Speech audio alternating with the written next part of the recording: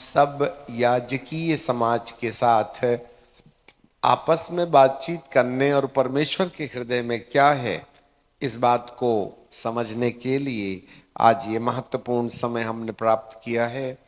प्रभु परमेश्वर को हम धन्यवाद देते हैं। प्रार्थना करें।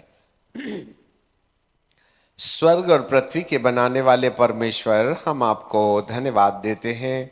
आपकी आराधना, आपकी स्तुति और तारीफ। प्यारे पिता, एक बार फिर आपके नाम को हम धन्य और धन्य कहते हैं। आज हमारी आपसे विनती है, अपनी दया दृष्टि हम पर होने दें। प्यारे पिता, अपने दास की बुद्धि को अपनी आत्मा के नियंत्रण में रखें। ऐसी आप कृपा और दया कीजिएगा। पिता परमेश्वर, एक बार फिर अपने वचन को हमारे सामने रखिएगा। यीशु जी, ऐसी आप कृपा और दया कीजिएगा। प्रभु, हम आपको धन्यवाद और धन्यवाद देते हैं, आपको महिमा और आदर देते हैं। यीशु नासरी के नाम से मांग लेते हैं, आमीन। प्रभु परमेश्वर को धन्यवाद देते हैं, उसकी आराधना करते हैं कि प्रभु परमेश्वर ने आज हम सबको ये विशेष अनुग्रह दिया है कि हम परमेश्वर के वचन पर चिंतन मंथन करें। सो हम आज पढ़ना चाहते हैं फिलिपियों की किताब और उसका 3रा अध्याय और उसके 10वें पद से। फिलिपियों की किताब और उसका 3रा अध्याय और उसका 10वां पद। और मैं उसको और उसकी मृत्युंजय की सामर्थ को और उसके साथ दुख में भागी होने के मर्म को जानूं, और मैं उसकी मृत्यु की समानता को प्राप्त करूं, ताकि किसी भी रीति से मरे हुओं में से जी उठने के पद को पहुंचूं। यह मतलब नहीं कि मैं पा चुका हूं या सिद्ध हो चुका हूं, पर उस पदार्थ को पकड़ने के लिए दौड़ा चला जाता हूं जिसके लिए मसीह यीशु ने मुझे पकड़ा था। हे भाइयों, मेरी भावना यह नहीं कि मैं पकड़ चुका हूं, पर केवल यह एक काम करता हूं कि जो बातें पीछे रह गई हैं उनको भूल कर आगे की बातों की ओर बढ़ता चला जाता हूं। परमेश्वर और निशाने की ओर दौड़ा चला जाता हूं, ताकि वह इनाम पाऊं जिसके लिए परमेश्वर ने मुझे मसीह यीशु में बुलाया था।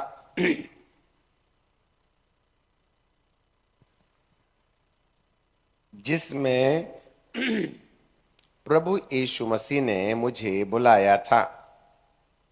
इसका मतलब है हम एक विशेष उद्देश्य के लिए बुलाए गए हैं। और यहां बाबा पौलुस कहते हैं, मैं उसको और उसके मृत्युंजय की सामर्थ को। तो बीते सप्ताह हमने मृत्यु के ऊपर विजय प्राप्त करने वाली सामर्थ के बारे में सुना। यह जो मृत्युंजय सामर्थ है वह बहुत ही आवश्यक और सारी बातों का आधार और सिद्धांत यही है। यदि मैं आपके लिए इफिसियों की किताब और उसका 4था अध्याय और उसके 5 पद से, एक ही प्रभु और एक ही विश्वास और एक ही बपतिस्मा और सबका एक ही परमेश्वर पिता, जो उसके ऊपर सबके मध्य में और सब में है।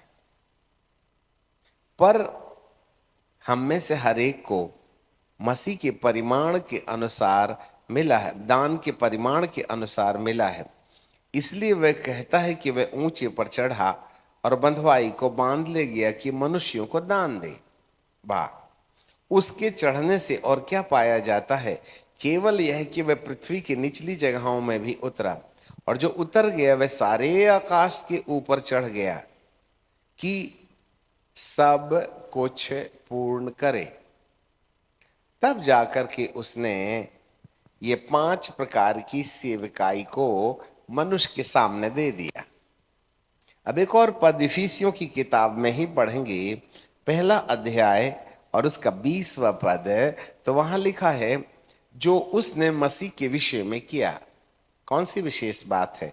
कि उसको मरे हुओं में से जिलाकर स्वर्गीय स्थानों में अपने दाहिने ओर बिठाल दिया, और सब प्रकार की नंबर 1 प्रधानता, नंबर 2 अधिकार, नंबर 3 सामर्थ और प्रभुता हर एक नाम के ऊपर, जो न केवल इस लोक में पर आने वाले लोक में भी लिया जाएगा, बैठा दिया। और सब कुछ उसके पांव के तले करके सब वस्तुओं को शिरोमणि ठहरा करके कलीसिया को दे दिया। अब यह उसकी देह है, मैं और आप, और उसकी परिपूर्णता है, द ग्लोरी ऑफ गॉड, जो सब में सब कुछ पूर्ण करती है। हम सब याजकी समाज के लोग हैं और सेवकाई में लगे हैं, और याजकों का काम होता है कि आत्मिक संसार की कहानी भौतिक संसार में और भौतिक संसार की मध्यस्थता करने के लिए आत्मिक संसार के स्वामी के सामने खड़े होना, अपनी आवाज पिता तक पहुंचाना और पिता की आवाज हम तक पहुंचाना। और जब तक ये दोनों संसार के बारे में एक व्यक्ति की जानकारी नहीं होगी तो वह अदल बदल का काम नहीं कर सकता। इसलिए हम अदृश्य संसार के बारे में बेहतर जाने, तब दृश्य संसार को अदृश्य संसार और अदृश्य संसार के रचयिता को, जिसने अदृश्य संसार भी बनाया है और दृश्य संसार भी बनाया है, उसके स्वामी के साथ हमारा व्यक्तिगत संबंध होना चाहिए। और यदि हम खुद ही अपने व्यक्तिगत जीवन में सृष्टि के आत्मिक संसार और भौतिक संसार के बनाने वाले से मेल नहीं खाते हैं, तो आप उसके बारे में भौतिक संसार को किस तरीके से बता सकते हैं? दूसरा पहलू यह है कि हम इस संसार की आवाज परमेश्वर तक पहुंचाएं। इसलिए प्रभु यीशु मसीह ने कहा, हे पिता, इन्हें क्षमा कर। तो वह दो बातें अपने अंदर रखता है। एक और वह मनुष्य का प्रतिनिधि बनकर परमेश्वर के सन्मुख क्षमा का विषय बना, दूसरी ओर से परमेश्वर की ओर से क्षमा लाने वाला बन गया। इसलिए सामरी स्त्री को प्रभु जी ने कहा था, यदि तू परमेश्वर के वरदान को जानती और उसे जानती जो तुझसे बात कर रहा है, क्योंकि जो तुझसे बात कर रहा है ना, वही है जो अदृश्य, जो परमेश्वर के वरदान को तुझ तक पहुंचा सकता है। इसलिए दोनों की जानकारी बहुत जरूरी है। तो यहां पर पौलुस बाबा कहते हैं कि मैं उसको, अर्थात प्रभु यीशु को, और दूसरा उसके मृत्युंजय की सामर्थ को जानो, क्योंकि मृत्युंजय की सामर्थ्य ही है जो हमको पांचों प्रकार की सेवकाई में जोड़ती है। और यहां पर जो भी अपूर्ण है उसको पूर्ण करने के लिए परमेश्वर ने मसीह यीशु को मरे हुओं में से जिलाकर स्वर्गीय स्थानों में अपने दाहिने ओर इसलिए बैठा दिया कि वह प्रधानता को और अधिकार को और सामर्थ को और हर एक प्रभुता को, जो न केवल इस लोक में पर आने वाले लोक में भी लिया जाएगा, उसको वो प्रभुता दे दी और सब कुछ उसके पांव के तले कर दिया और सब वस्तुओं का शिरोमणि ठहरा दिया। ये सारा जो कार्यक्रम है ना, यीशु के जी उठने के बाद हुआ। इसलिए उसके मृत्युंजय की सामर्थ को जानना अति आवश्यक है। हम बहुत बार यीशु के मरने, यीशु के लहू और यीशु के नाम में जो पावर है उसके ऊपर में ज्यादा आस्था रखते हैं, परंतु ये सब काम जो है वो जी उठने के बाद प्रारंभ हुआ। 5 प्रकार की सेवकाई में भी यीशु ने जी उठने के बाद उन्होंने बहुत से लोगों को प्रेरित और भविष्यवक्ता और evangelist and pastor and teacher नियुक्त करके कलीसिया को दे दिया, जिससे कि वे अपने साथ साथ कलीसिया को भी सिद्धता की ओर ले जाएं। तो बीते रविवार शुभ शुक्र पुनरुत्थान दिवस के उपलक्ष्य में जब चर्चा चल रही थी, तो कितनी महत्वपूर्ण चीज है पुनरुत्थान।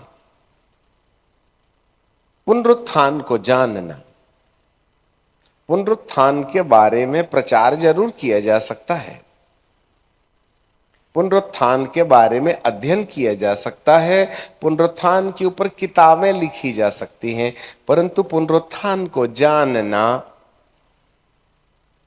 एक डिवाइन एक्सपीरियंस है, आत्मिक अनुभूति है। जब पुनरुत्थान दिवस आता है तो हम सब बाइबल की उन अध्यायों पर जिसमें जी उठने की कहानी है उसको पढ़ना शुरू कर देते हैं और एक अच्छा खासा लेक्चर साल में एक बार बना लिया करते हैं। इसके बाद में दूसरे दिन से सब बात समाप्त हो जाती है। तो क्या प्रभु यीशु मसीह का जी उठना सुनने और सुनाने का विषय है जो साल में एक बार दोहराया जाए? बाबा पौलुस साफ रीति से कहते हैं उसको जानने के साथ साथ मैं उसके मृत्युंजय की सामर्थ को भी जानना चाहता हूं। क्यों जानना चाहते हैं जी? क्योंकि उसके जानने से मेरे अंदर एक महत्वपूर्ण बात प्रमाणित होती है। फिर से आ जाएं अपने विषय पर, फिलिपियों की किताब और उसका 3रा अध्याय और उसका 10वां पद। और मैं उसको और उसके मृत्युंजय की सामर्थ को और उसके साथ दुख में सहभागी होने के मर्म को जानो। क्या बात है! उसको जानना और मृत्युंजय की सामर्थ को जानना इसलिए कि हम उसकी मृत्यु की समानता को प्राप्त करें। तो ये कौन सी वाली मृत्यु है, कैसी वाली मृत्यु है जिसकी समानता को प्राप्त करना है? तो कारण क्या है? किसी भी रीति से जी उठने का पद मुझे मिले, किसी भी रीति से। तो हमारा उद्देश्य प्रभु यीशु को जानना और प्रभु यीशु के जानने के बाद उसकी पुनरुत्थान को कहानी के रूप में जानना हमारे लिए बहुत नहीं है, पर उसकी मृत्यु की समानता को प्राप्त हम इसलिए करें जिससे कि हम उसके जी उठने के पद तक पहुंचे। और जी उठने का जो पद पहुंचना है उसके लिए एक विशेष सामग्री की जरूरत है। मेरा मतलब यह नहीं, क्या बात है, मेरा मतलब यह नहीं कि मैं पा चुका हूं। कौन सी बात के विषय में? जबकि बाबा पौलुस कहते हैं कि मृत्यु की समानता को प्राप्त करने के बाद किसी भी रीति से मरे हुओं में से जी उठने के पद को प्राप्त करने की जो आवश्यक सामग्री है कि कोई चीज है जिसको पकड़ना है। मेरा मतलब यह नहीं कि मैं पा चुका हूं। कौन सी चीज? सिद्धता। That means getting the perfection is the raw material to have the encounter with the power of resurrection. अच्छे से याद रखिएगा, ये पदार्थ सिद्धता है। सिद्धता नाम के पदार्थ को पकड़ने की चर्चा चल रही है। मेरा मतलब यह नहीं कि मैं सिद्ध हो चुका हूं और उस पदार्थ को पकड़ने के लिए दौड़ा चला जाता हूं जिसके लिए मसीह ने मुझे पकड़ा था। किसके लिए पकड़ा था? कब पकड़ा था? जब बाबा पौलुस शाऊल थे, बड़े धर्मी व्यक्ति थे, धार्मिकता की जलन उनके अंदर थी और वे धर्म के लिए मर मिटने और मार डालने के लिए तैयार थे। इसलिए वे कलीसिया को उजाड़ रहे थे। उनके अपने व्यक्तिगत सोच में यह था कि यीशु मूसा की व्यवस्था को तोड़ रहा है और मूसा की व्यवस्था से लोगों को हटाकर अपनी एक नई व्यवस्था थोपना चाहता है। इस बात से उसके अंदर जो गंभीरता समा गई कि वह धर्म विरोधी व्यक्ति है, इसलिए उसने बहुत से लोगों को उजाड़ा, बहुत से लोगों को मार भी डाला। इवन दो शाऊल जैसे स्तिफनुस नाम जैसे पवित्र भक्त को भी उसने पथरवाह करके मरवा डाला। तो उन समयों में वो एक धर्मनिष्ठ व्यक्ति था, पर जब सूरज की रोशनी से तेज रोशनी उसकी आंखों में पड़ी तो वह घोड़े से घबराहट के कारण गिर पड़ा और उसके बाद उसको दिखना बंद हो गया।